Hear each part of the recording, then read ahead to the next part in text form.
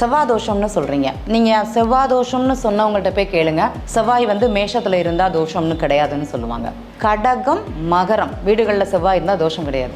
அப்புறம் எங்கே தாங்க தோஷம்? இதனால் ஒரு ஜாதகருக்கு திருமண தடை வருகிறதா அப்படிங்கிற ஒரு கேள்வியான அது ஒரு கேள்விக்குறிதாங்க. ஒருத்தங்க ஆஜானுபாகுவா வந்து நிற்கிறோம், அவன் தோற்றத்திலேயே தெரியும் அப்பாடி அப்படின்னு ஒரு நிமிஷம் நமக்கு உள்ளுக்குள்ளே ஒரு பதறுது. அதுதான் செவ்வாய். ஆனால் நம்மளுடைய அக்ஷய லக்ன பദ്ധதியில் செவ்வாய் தோஷம் அப்படிங்கிறது கிடையவே கிடையாது. இதே மாதிரி இந்த ராகு கேதுவை பற்றியும் நிறைய கேள்விகள் அப்படிங்கிறது வருது. ராகு கேது லக்னத்தில் ராகு இருந்தால் ராகு கேது தோஷம், 2ஆம் இடத்துல இருந்தால் ராகு கேது தோஷம், 8ஆம் இடத்துல இருந்தால் ராகு கேது தோஷம், 7ஆம் இடத்துல இருந்தால் தோஷம், அப்படியெல்லாம் கிடையாதுங்க. இடமாற்றத்தையும் வேலை மாற்றத்தையும் இந்த ராகு கேதுங்கிறது கொடுக்கும். இது கணவனை விட்டு பிரியறது, மனைவியை விட்டு பிரியறது, அந்த கணவன் மனைவிக்குள்ள பிரச்சனையாகி டிவோர்ஸ் எதுவுமே கிடையாதுங்க.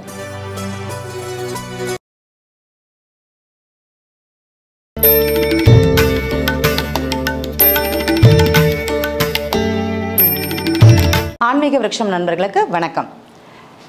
பொதுவாக ஒருத்தங்களுக்கு எல்லாருக்குமே ஒரு ஜாதகம் வந்தாங்குது, எல்லாருக்குமே ஒரு கேள்வி இருக்கும். ராகு கேது தோஷம் என்ன செய்யும், செவ்வாய் தோஷம் என்ன செய்யும்?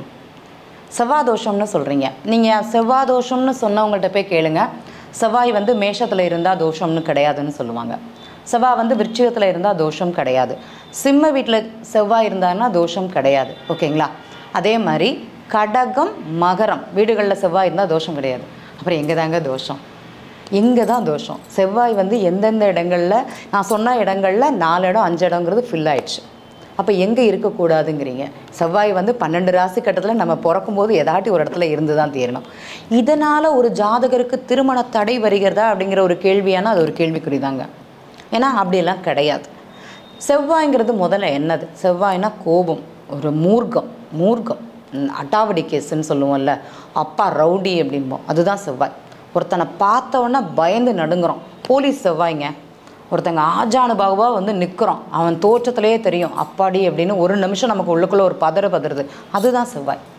அப்போ அந்த செவ்வாயோட தன்மைகள் கொஞ்சம் அடாவடியாக, கொஞ்சம் ஒரு ஹாஷாக இருக்கும். அதுதான் செவ்வாய். அது தோஷம் அப்படிங்கிறது நம்ம ஜாதகத்தில் அப்படிங்கிறது சொல்கிறாங்க. ஆனால் நம்மளுடைய அக்ஷய லக்ன பദ്ധதியில் செவ்வாய் தோஷம் அப்படிங்கிறது கிடையவே கிடையாது. சில நட்சத்திர புள்ளிகள் வரும்போது இந்த திருமண உறவுங்கிறது பிரிவு ஏற்படும். அதுக்கும் செவ்வாய் தோஷத்துக்கும் வித்தியாசமே கிடையாது. இப்போது இந்த சித்திரை நட்சத்திரம் சொன்னேன் நான். இந்த சித்திரை நட்சத்திரம் 3ஆவது பாதம் ஒருத்தங்களுக்கு துலா லக்னம் அக்ஷய லக்னமாக இருந்தது. இப்போ இவங்களுக்கு திருமணம் நடந்ததானா இந்த சித்திரை நட்சத்திரம் 3ஆம் பாதத்தில் தான் நடந்தது. பையன் வந்து தேடி வந்து கல்யாணம் பண்ணி போனான். கடந்த 1.5 வருஷம் நடந்த ஜாதகங்கள் உங்களுடைய லக்னம் அப்படிங்கிறது துலா லக்னமாக இருந்து உங்களுக்கு சித்திரை நட்சத்திரம் 3ஆம் பாதம் போச்சுன்னா உங்களுக்கு திருமணம் ஆயிருக்கும். அதே மாதிரி இந்த அவிட்ட நட்சத்திரம் 1ஆம் பாதம், நான் சொல்லக்கூடிய செவ்வாய் நட்சத்திரங்களை சொல்கிறேன். லக்னத்திலே செவ்வாய் இருக்கான்னு வச்சுக்கோங்களேன்.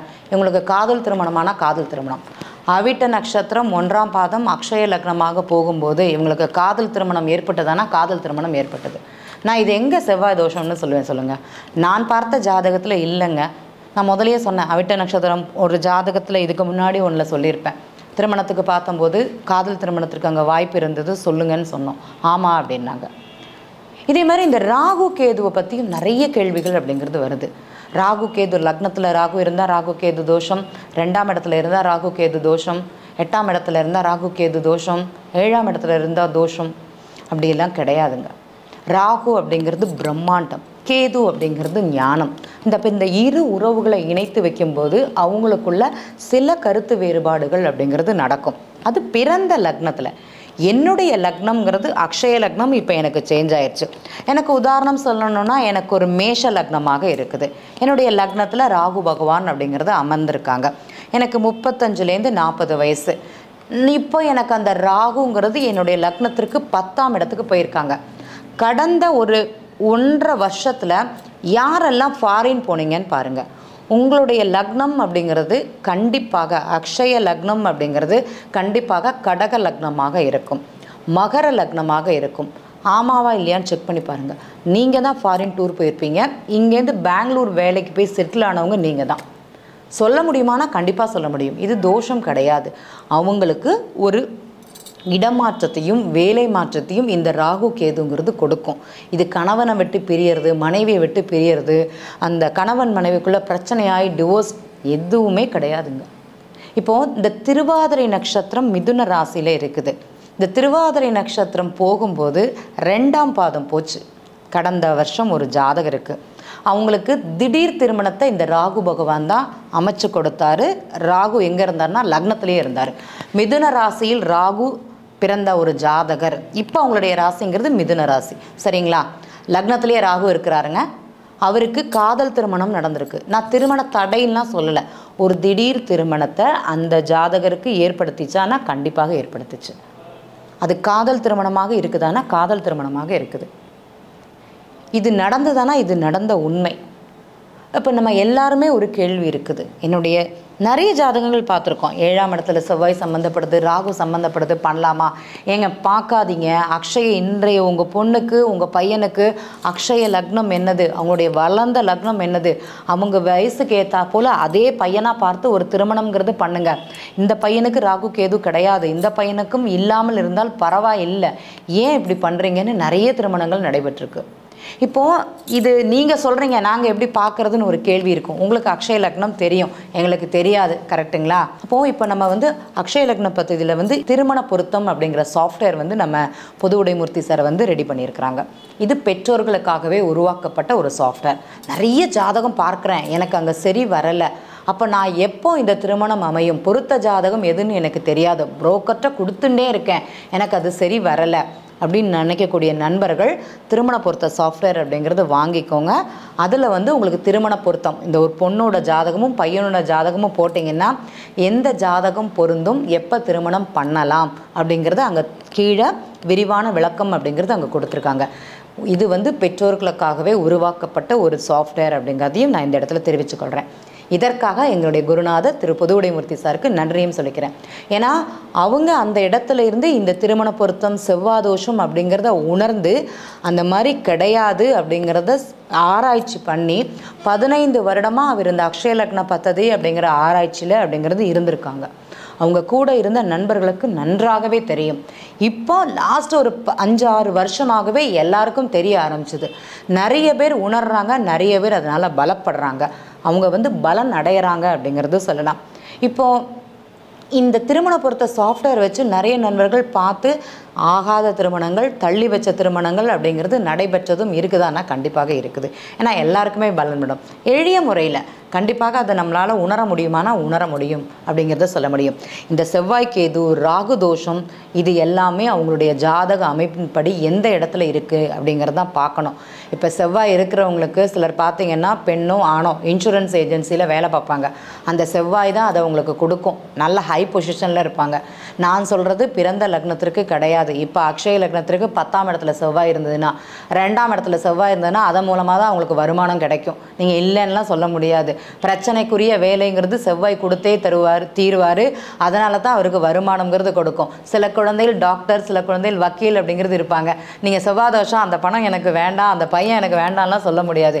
இவங்க ஜாதக அமைப்பின்படி அதன் மூலமாக தான் வருமானம் அப்படின்னா அதன் மூலமாகத்தான் இருக்கும். எந்த மாற்றமும் கிடையாது. ஓகேங்களா? ஸோ நம்ம பாரம்பரியமாகவே இருந்த ஜாதக அமைப்புங்கிறது சில தோஷங்கள் சொல்லி நிறைய திருமணங்கள் தடைபட்டிருக்கு. இன்றைய அக்ஷய லக்னப்படி என்ன ஜாதகம் என்ன தோஷங்கிற வார்த்தையே வேண்டாம். எது மாதிரி திருமண அமைப்பு இருக்குது, எந்த ஊர், உள்ளூரா வெளியூரா தெரிந்து திருமணம் செய்வது அப்படிங்கிறது உத்தமம் அப்படிங்கிறது சொல்லியிருக்கிறேன். பொதுவான ஒரு பரிகாரம், எல்லாருமே திருமணம் தடை, திருமண பிரச்சனை அப்படிங்கிறது இருக்கிறாங்க. திருமணம் யாருக்கெல்லாம் தடையாகுதோ நீங்கள் என்ன பண்ணுங்கள், ஒரு தடவை திருவிடைமருதூர் போயிட்டு வாங்க. உங்களுடைய லக்னம் என்ன லக்னமாக இருக்கட்டும், திருவிடைமருதூர் மகாலிங்கேஸ்வரர் கோவில் போய் ஒரு முறை தரிசனம் அப்படிங்கிறது பண்ணிட்டு வாங்க. 2 தீபம் போடுங்க. 1 ரூபாய் காசு 11 காசு உண்டியலில் போட்டுவாங்க. வேறு எதுவுமே நீங்கள் பண்ண வேண்டாம். 1 ரூபாய் காசு எண்ணி எடுத்துக்கோங்க, எடுத்து வச்சுக்கோங்க. நான் திருவிடைமருதூர் போனோம், எனக்கு அந்த உண்டியலில் போடணும் பணம், எடுத்து வச்சுக்கோங்க, அவர் உங்களை கூப்பிடுவார். நம்மளுடைய கர்மா கழியுமானா கழியும். இந்த கணவன் மனைவிக்குள்ள பிரச்சனை இருக்கிறது கண்டிப்பாக அங்கே தீரும். அதே மாதிரி இந்த நீண்ட நாளாக இருக்கக்கூடிய பிரச்சனைகள், சொத்து பிரச்சனை இருக்கிறவங்க திருவிடைமருதூர் போயிட்டு வாங்க, கண்டிப்பாக அதில் ஒரு மாற்றம் அப்படிங்கிறது இருக்கும். கடந்த மாதம் ஒரு நண்பருக்கு சொன்னேன், திருவிடைமருதூர் போயிட்டு வாங்கம்மா அப்படின்னு. நாங்கள் போகிறோம், அந்த பக்கமும் நாங்கள் போயிட்டு வரோம்னாங்க. இத்தனை நாள் 3 வருடமாக வந்த ஜாதகம் அவங்களுக்கு அமைப்பே இல்லாமல் இருந்தது. இப்போ எங்களுக்கு ஜாதகம் வருதுங்க, 6 ஜாதகம் ஒரே நாளில் வந்திருக்குங்க அப்படின்னாங்க. எவ்வளோ பெருசு! அவங்க போயிட்டு வந்து 1 வாரம் கூட ஆகலைங்க. அவங்க சொன்ன பதில், இந்த நண்பர் இந்த இடத்த பார்க்கும்போது கண்டிப்பாக அதை பதிவு பண்ணணும் அப்படிங்கிறத மாத்திரம் சொல்லிக்கிறேன். போயிட்டு வந்தாங்க, அவங்களுக்கு ரிசல்ட் கிடச்சிருக்கு. 3 வருஷமாக ஒரு ஜாதகம் கூட எங்களுக்கு ஒத்து போகலை. இப்போ நாங்கள் திருவிடைமருதூர் போயிட்டு வந்தோம், எங்களுக்கு ஜாதகம் பிடிச்சிருக்கு, எங்கள் புரோக்கர் நல்லா இருக்குன்னு சொல்கிறாங்கன்னு. ஜோசியர், ஊருக்கு பக்கத்தில் உள்ள ஜோசியர் நல்லா இருக்குன்னு சொல்கிறாங்க. கண்டிப்பாக பாருங்கம்மா, அமையும் அப்படிங்கிறது தான் சொல்லுவோம். ஏன்னா அங்கே தடை எங்கே இருக்குன்னா, அந்த தடைகளை நீக்கக்கூடிய இடம்ங்கிறது திருவிடைமருதூர். போயிட்டு வாங்க, நல்லாயிருக்கும். இன்னொரு கோவில் சொல்லணும் அப்படின்னா அர்த்தநாரீஸ்வரர் கோவில், திருச்செங்கோடு. அங்கே போயிட்டு வாங்க. கணவன் மனைவிக்குள்ளே என்ன பிரச்சனை இருந்தாலும் அந்த பிரச்சனை தீரக்கூடிய இடம்ங்கிறது அர்த்தநாரீஸ்வரர் கோவில். கல்யாணமாகி கொஞ்சம் மனஸ்தாபத்தோடு இருக்க உறவுகள் அப்படிங்கிறது இருக்கத்தான் செய்வாங்க. அவங்களுக்குள்ள இந்த கோவில் மிக சிறந்த பலனை கொடுக்கும். நாங்கள் நிறைய ஜாதகங்களுக்கு சொல்லியிருக்கோம், எங்களுக்கு ரிசல்ட்டும் கொடுத்துருக்காங்க. ரிசல்ட் சொன்ன ஜாதகங்கள் நாங்கள் பலன் எடுத்தது அவங்க அனுபவிக்கிறத மட்டும்தான் இந்த இடத்துல சொல்கிறோம் அப்படிங்கிறத சொல்லிக்கிறேன். நன்றி.